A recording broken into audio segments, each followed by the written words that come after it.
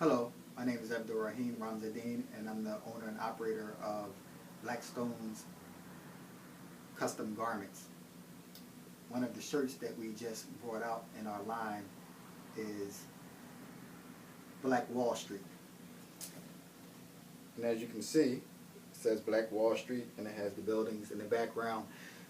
And we wanted to give a little background on why we chose to do this particular shirt.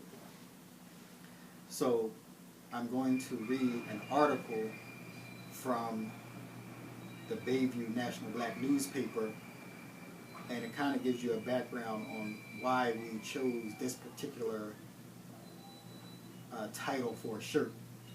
Because all of our shirts that we produce, we wanted to have some kind of meaning behind it and not just put shirts out to put shirts out. There's a message behind the movement. So Black Wall Street is a name that was given to one of the most affluent all-black communities in America. It was bombed from the air and burned to the ground by mobs of envious whites. In a period spanning fewer than 12 hours, a once thriving business district in northern Tulsa lay smoldering. A model community destroyed, and a major African-American economic movement resoundingly diffused. The night's carnage left some 3,000 African-Americans dead and over 600 successful businesses lost. Among those were 21 churches, 21 restaurants, 30 grocery stores, 2 movie theaters, plus a hospital, a bank, a post office, libraries, schools, law offices, and a half a dozen private airplanes. We even lost a bus system. As could be expected, the impetus behind it all was the infamous Ku Klux Klan, working in constant concert with ranking city officials and many other sympathizers. And Black Wall Street actually happened June 1st, 1921.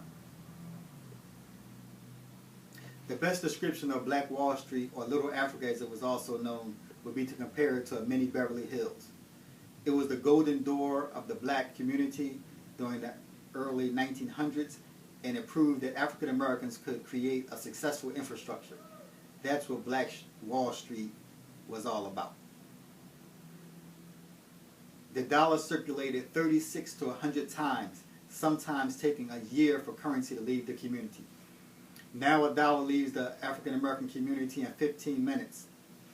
As for resources, there were PhDs residing in Little Africa, black attorneys and doctors. One doctor was Dr. Berry, who owned the bus system. His average income was $500 a day. And that was a lot of money in 1910. It was a time when the entire state of Oklahoma had only 2 airports, yet 6 blacks owned their own airplanes. It was a very fascinating community. The mainstay of the community was to educate every child. Nepotism was one of the words they believed in, and that's what we need to get back to. The main thoroughfare was Greenwood Avenue, and it was intersected by Archer and Pine Streets. From the first letters in each of these 3 names, you get G-A-P, and that's where the renowned R&B music group, the Gap Band, got its name. They were from Tulsa. Black Wall Street was a prime example of the typical community in America that did business, but it was also an unusual location. You see, at the time, Oklahoma was set aside to be a black and Indian state. There were 28 black townships there.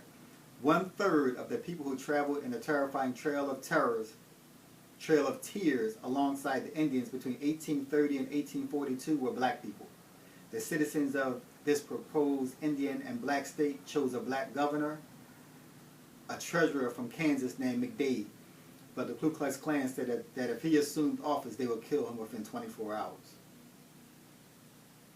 A lot of blacks during this time owned farmland, and many of them had gone into the oil business. The community was so tight and wealthy because they traded dollars hand to hand, and because they were dependent upon each other as a result of the Jim Crow laws. It was not unusual that if a resident home's accidentally burned down, it would be rebuilt in a couple of weeks by neighbors. This was the type of scenario that was going on day to day on Black Wall Street. When blacks intermarried with Indian culture, some of them received their promised 40 acres and a mule, and with that came whatever oil was later found on those properties. On Black Wall Street, a lot of global businesses were conducted. The community flourished from the early 1900s until June 1st, 1921. That's when the largest massacre of non-military Americans in the history of this country took place, and it was led by the Ku Klux Klan.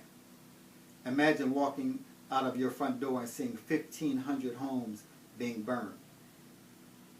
Survivors that were interviewed think that the whole thing was planned because during the time of all of this was going on, white families with their children stood around the borders of the community and watched the massacre, the looting and everything. Much in the same manner, they would watch lynchings.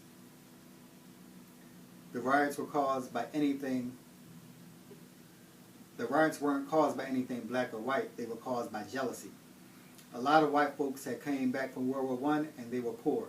When they looked over into the black communities and realized that black men who had fought in the war had become home heroes, that helped trigger the destruction.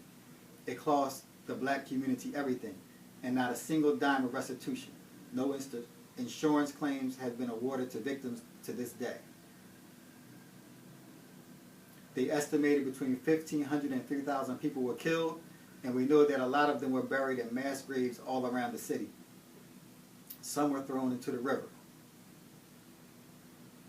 On the night of May 31st, 1921, mobs called for the lynching of Dick Rowland, a black man who shined shoes, after he reports that on the previous day he had assaulted Sarah Page, a white woman, in an elevator she operated in a downtown building. A local newspaper printed a fabricated story that Rowland tried to rape Page. In an editorial, the same newspaper said a hanging was planned for that night. As groups of both blacks and whites converged on the Tulsa courthouse, a man in a crowd confronted an armed black man, a war veteran, who had joined with other blacks to protect Rowland. Eddie Faye Gates, a member of the Tulsa Race Riot Commission formed several years ago to determine what exactly happened, told CNN what happened next. This white man, she said, asked the black man, "What are you doing with this gun?" "I'm going to use it if I have to," the black man said, according to Gates. And the white man said, "No, you're not. Give it to me." And he tried to take it. The gun went off, the white man was dead, and the riot was on. Truckloads of whites set fires and shot blacks on sight. When the smoke lifted the next day, more than 1,400 homes and businesses in Tulsa Greenwood District, a prosperous area known as Black Wall Street, lay in ruins. Today, only a single block of the original buildings remain standing in the area. So this is the reason why we chose Black Wall Street as one of our shirts, as a reminder of a glorious past that we have as African Americans, and how we need to get back to the whole concept of doing for one another, uniting together, spending our money with each other instead of letting our money being taken out of our communities. So we hope that you took some lessons from Black Wall Street, and we hope that you show us some support. Thank you.